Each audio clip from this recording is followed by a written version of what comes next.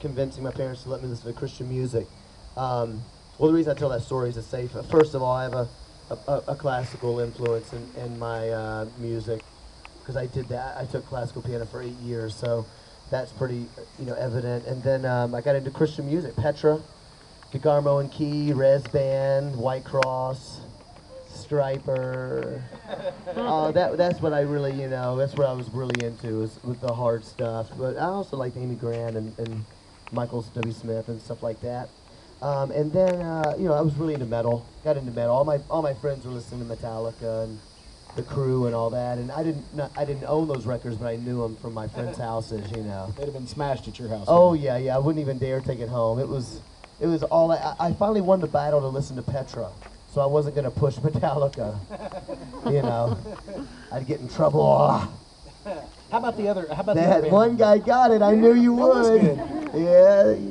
Naughty people, principal's office. You know what I'm saying?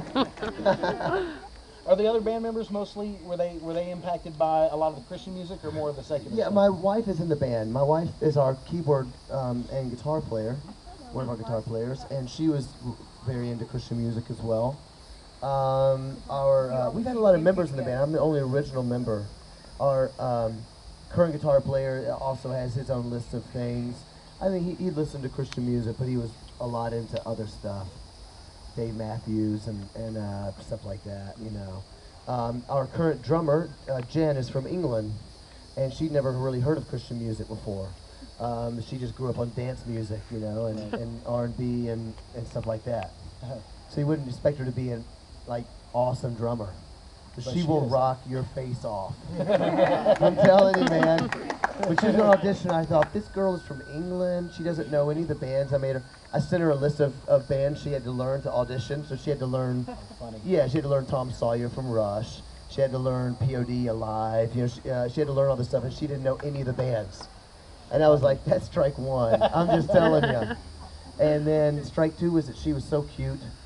I thought there's no way she could be a good rock drummer, because she's just too pretty and sweet.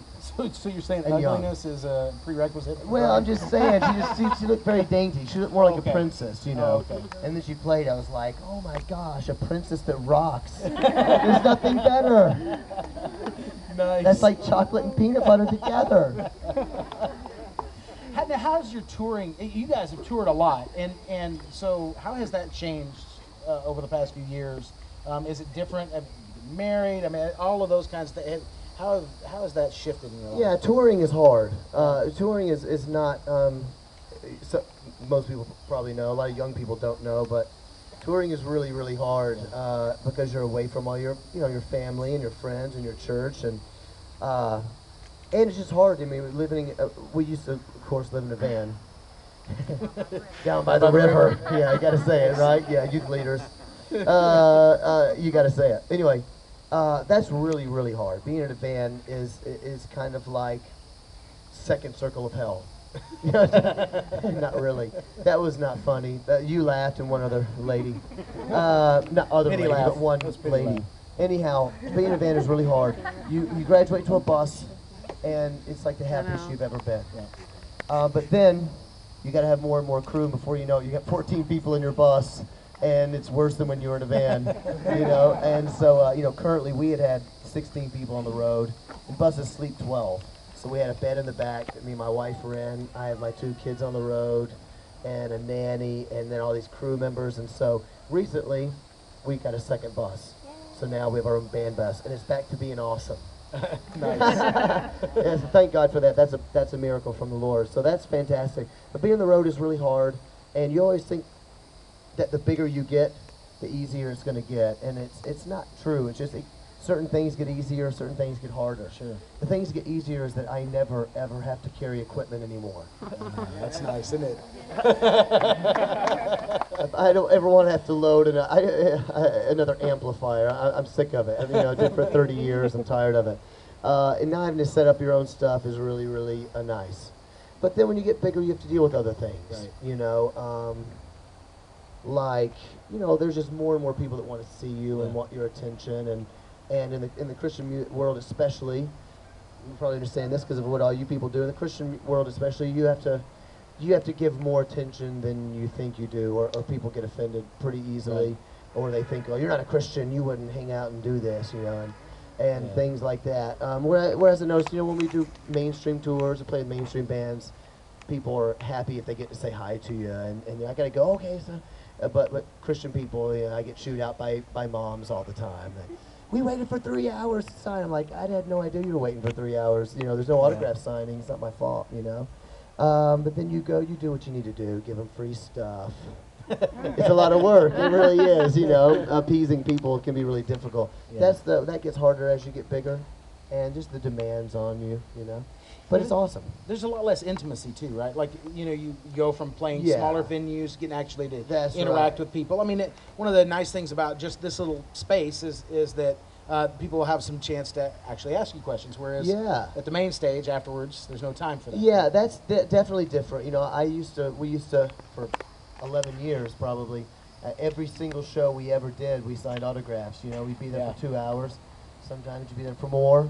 And you sign everything, you take all the pictures, and you do everything you can do. And then it gets to a level when you can't go sign autographs. Right. It's 2,000 people, and then like I say, that's easier, but you lose some of the intimacy, and you definitely get some kickback from people like, well, they've changed. They used to sign autographs, and now they think they're big because they're on the NFL, and now they don't love us anymore.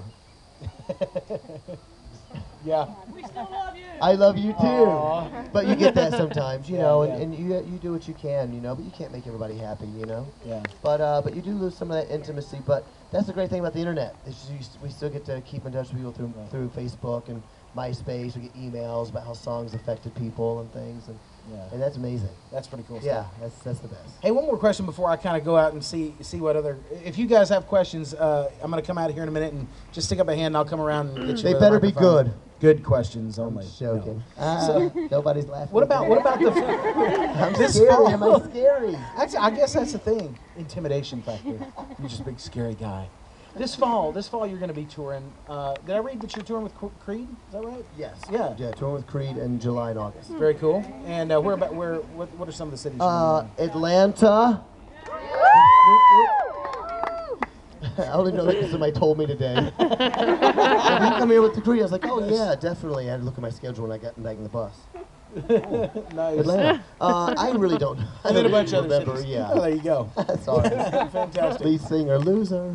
All right. So, anybody have any questions that you'd like to? All right. Back here.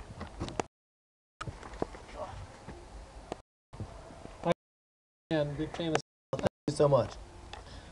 You said that you're deprived of lifting speakers now, but I see that you guys all seem to be pretty fit. So what do you all do on the road to stay lean? We lift children now, we're like,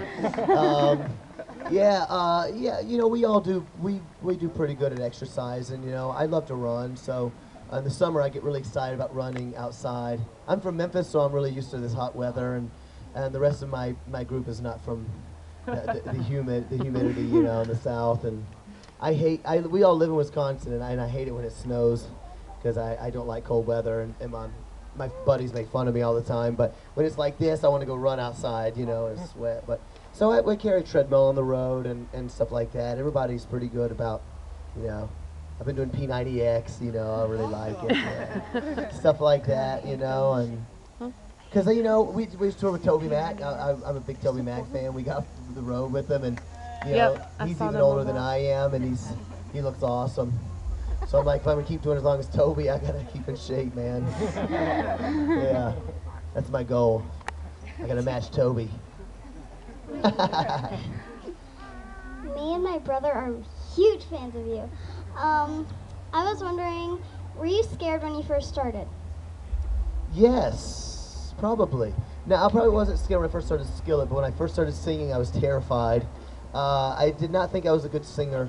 I just was the only person crazy enough to do it in front of anybody else. I was like, yeah, how hard could it be, So I was very nervous, and it takes a long time to learn how to get your voice, and to learn what you're comfortable singing, what range you're comfortable singing in is what I mean by that. And, talking in front of a crowd can be really, you know, give you a lot of anxiety, I guess you would say. What am I going to say between the songs? I don't know what to say. They're going to look at me dumb. All that stuff definitely made me really nervous. But I do have a little bit of a natural aptitude for crowds. You know, I'm kind of a talker, and yeah, when there's a lot of people, I get silly.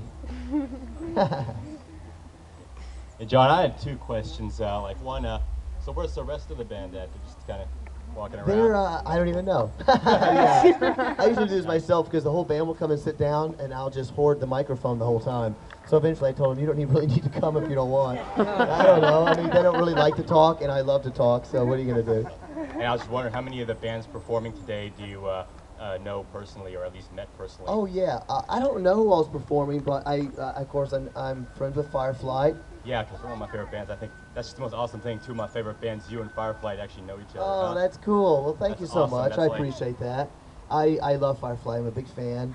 I know Matthew West. Who else is playing? A Remedy Drive. I know those guys. For So a you all long like time. hung, you know, personally? Yeah, with yeah, we Firefly? hang out, you know, backstage. Oh, the popular kids. We're all more than that. No, you know, it is cool getting to be with other bands, you know. And you don't hang as much as you'd like to because everybody's got interviews and, you know, everybody's always got a different schedule of things. But usually catering, you can always guarantee when there's free food that all the bands are gonna be grooving together, and then you get to hang out. That's really fun.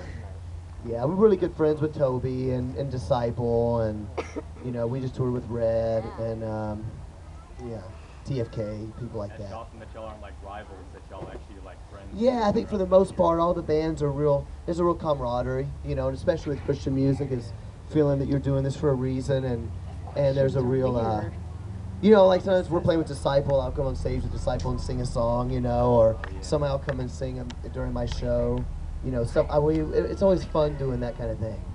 And when we went to with Toby, I got to sing with Toby on his song Tonight, you know, on stage, and that was a real highlight of my career. It was cool. Yeah. In your downtime, when it's just you and God, what worship music do you listen to? Like pour in time, you know? Yeah. You know, my wife is really, I'm saying my wife, I listen to it because my wife really likes it because it's around. My wife is really into United. We love Hillsong and Hillsong United, and that's probably, I would think between that and like Matt Redman, and I really love Phil Wickham. Actually, Phil Wickham might be my favorite. I love him. Between those things, my wife will make little compilations, you know, and we'll worship as a band together, and it'll usually be some of those songs. A lot of times I don't actually know who the people are. I love that. I love that music. I don't usually listen to it. You know what I I mean? know, I haven't seen him in 2 freaking years. because it's not AC/DC. But no, I'm just. No, but that's what we worship too. And also as a band, we'll get together and worship together and stuff like that. Yeah. Hi. Hey, Skillet shirt rocker.